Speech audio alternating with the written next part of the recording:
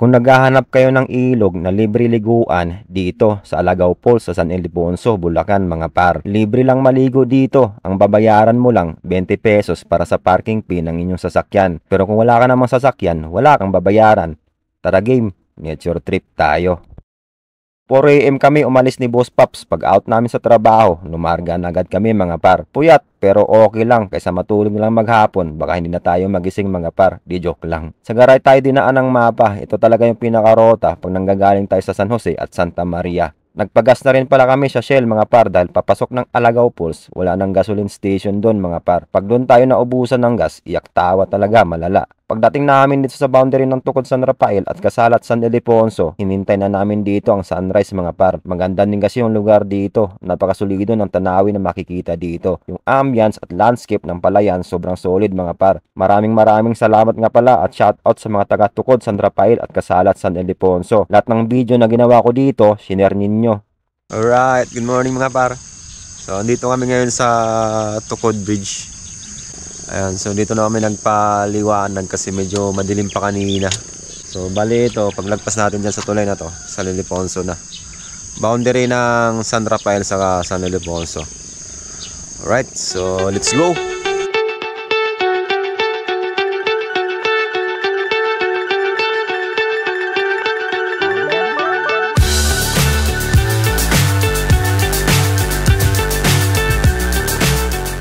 Medyo mahaba-haba nga pala ang rough road na madadaanan kaya dapat kondisyon ang mga motor natin mga par. Lalong-lalo na ang mga bearing dahil talagang mapapalaban ang MC natin. Itong dinadaanan namin, bungad pa lang to mga par. Medyo mahaba-haba yung rough road na madadaanan dito. Ayan. Kaya huwag kayo pumunta rito pag umuulan kasi maputik at madulas yung kalsada rito. Alright? Madalas ito ang binibigay na rota ni Google Maps. Itong dinadaanan namin, parang ito kasi yung pinaka-shortcut. Pero grabe ang lubak na madadaanan dito mga par. Kaya pag pupunta kayo, Barangay Alagao, San Ildefonso lang ang lagay nyo sa Google Maps. Tapos pagdating nyo doon, tanong nyo na lang saan ang sitio de Soto. Pagbaba nyo ng sasakyan, konti na lang ang lalakarin, andun na mismo ang Alagao Falls. Yun kasi ang bagong daan, hindi pa alam ni Google. Pag sakaling dito kayo dinaan ni Google Maps sa dinaanan namin, i-screenshot nyo na lang tong mga palatandaan ng mga lilikuan. Para di na kayo kakabahan. Medyo liblib din kasi dito. Tapos bandang dulo, wala nang mapapagtanungan. Alright, so dito na kami. Grabe yung daan dito. Ito yung tindahan kung saan natin iiwan ang MC natin mga par. Bandang kaliwa to. Yung daan kasi dire-diretso. Baka dumiretso din kayo. Magbabayad lang kami dito sa parking ng 20 pesos. Yun lang po yung babayaran. Walang tour guide. Walang charge fee dun sa ilog. Sobrang init kaya soft drinks muna kami dito. Dito yung parking nila. 2 to 3 minutes lang ang lalakarin papuntang Alagao Falls. Right mga par. Ayan. Lalakad na kami papuntang falls. Okay.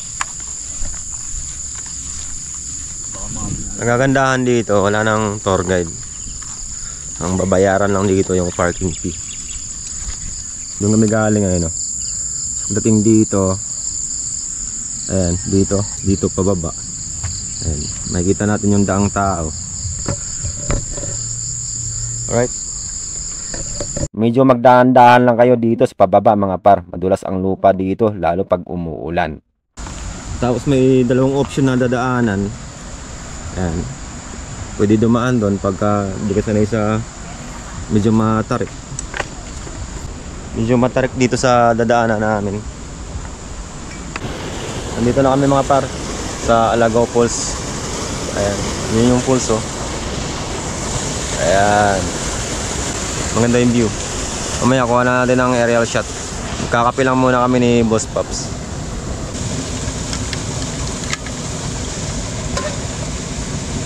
Pagdating namin mga par, nag-init muna ako ng tubig para makapagtimpla na ng kape. Tinamaan na naman si Boss Pops ng antok. Galing kasi kami panggabi. Mahirap daw talaga pag walang tulog. Mas mahirap ang walang gising mga par. Pag kulo ng tubig, tinimpla ko na yung kape mga par. Ang sarap pagmasdan mga par, ang pulse habang nagkakape. Tapos partner natin sa kape ang munay or mainit na pandesal. Sheesh! Ang sarap nun par. Tapos pahinga lang natin sandali ang sarili natin mga par. Hingang malalim, damhin ng kalikasan. Siguradong recharge tayo doon mga par. Walang matigas na tinapay sa mainit na kape. Sinabi mo. Parang si ano. Ayun yung pulse. All goods maligo dito mga par. Tapos mag-iyaw-ihaw ng isda, liempo, pork chop, barbecue, tapos bodol fight. Talo-talo na yon mga par. Pagkatapos kumain, tagay nandyan Alfonso kaya Red Horse. Talaga naman, solid nun par. Kids friendly pala ang ilog na to mga par pag mahina ang agos ng tubig. Kita nyo naman sa video, puro bata ang mga naliligo. Maliligo na nga sana ako kasi wala naman akong dalang pamalit.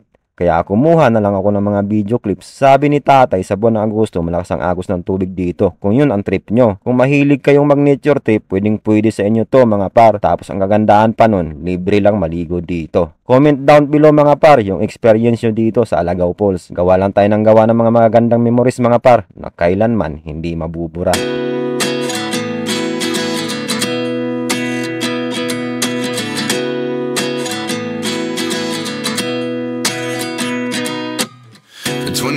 And I find myself wondering what did happen to the last 10. I ran away with my life, fast forward, never turn back again. It's kind of funny that the more we pass time, the more we need to set them rewind. And 19 was the year I had to leave you, but now I'm seeing all the signs. Is this really happening? I can't believe it's true. I'm just as surprised as you. Is this really happening?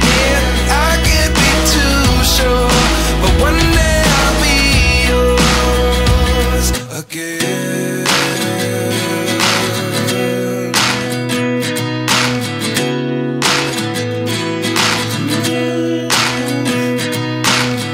Life lessons come one in a dozen.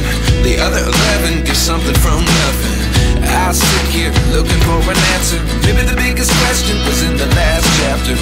You gave me the soul I have today. Without you I never could have moved away. But now I see what you teach. I do believe I always should have stayed. Yeah. Is this really happening? I can't believe it's true. I'm just as surprised as you. Is this really happening? I can't be too sure, but one day I'll be yours again. One day I'll be yours.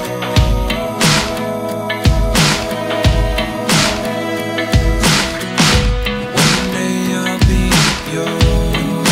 I'll be yours.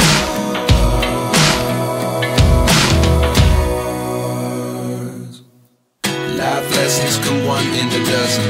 The other 11 give something from nothing. Life lessons come one in a dozen. The other 11 give something from nothing. Life lessons come one in a dozen. The other 11 give something from nothing. Life changes just open the door. One thing's certain, I'll always be yours. So medyo mahina yung agos ngayon. So goods na rin. Lipat lang kami ng pwesto. Kasi may mainit dun sa pinagpisto namin dun. Lipat kami dun sa kabilang side dun. Sa may cottage. Di Soto. Ano po yung Di Soto na yun? Sityo. Sityo Di Soto ng Alagaw, Barangay Alagaw. And yun po itatanong nyo na daan papunta nito sa Alagaw Falls. Mas madali yung daan dun. Dahil tanghali na at nagutom na kami, nagluto na lang kami ng noodles. Tapos lalagyan namin ng dahon ng malunggay at dahon ng sili. Ito na rin yung magiging sandata namin hanggang pauwi. Paras kami diet ni Boss Pops. Ayaw namin magkanin kaya magno-noodles na lang kami. Then nahaluan namin ng malunggay. Tapos dahon na rin ng sili sa yung bunga para may anghang na. Napaka-sustansya nito with malunggay. Tapos na kami magkuha ng aerial view dito sa Alagaw Falls dito sa may San Ildefonso, Bulacan. So nagdadatingan na rin yung mga ibang turista rito. Shoutout pala doon kay tatay sa may gumawa ng mga cottage. Tay, okay ka naman. Ayan, si tata yung nakilala namin dito. Tapos, shout out na rin pala lahat sa mga nakasabay namin dito sa Alagaw Falls. Sa mga humingi ng sticker, bawi na lang po ako sa susunod. Shout out kay Kuya Marvin at Ate Evelyn, inalo kami ng malamig na tubig. Shout out kay Tatay Antonio pala raw sa napakasolid na kwentuhan. Friendly reminder lang po sa lahat na magpupunta dito sa Alagaw Falls. Bukod sa pagkain na babaunin nyo, magbaon din kayo ng disiplina. Siyempre mga basura natin, dalhin natin pa uwi. Itapon sa tamang basurahan para pagbalik natin, may babalikan pa tayong Alagaw Falls sa susunod na panahon. Pauwi na kami. Alright, so maraming salamat sa panonood. Like and follow sa Facebook, subscribe sa YouTube. Hanggang sa muli, Kulots. Peace out.